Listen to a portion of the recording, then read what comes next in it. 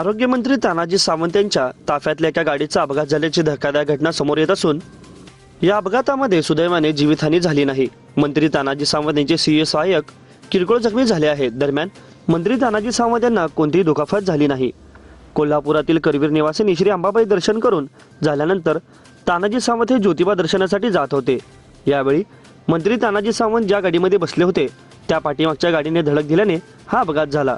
यामध्ये तानाजी सावंत यांच्या स्वीय सहाय्यकाला किरकोळ दुखापत झाली आहे। दरम्यान आरोग्य मंत्रालयाच्या ताफ्यातील जिल्हा प्रशासनाची रुग्णवाहिका नसल्याचे समोर आले आहे।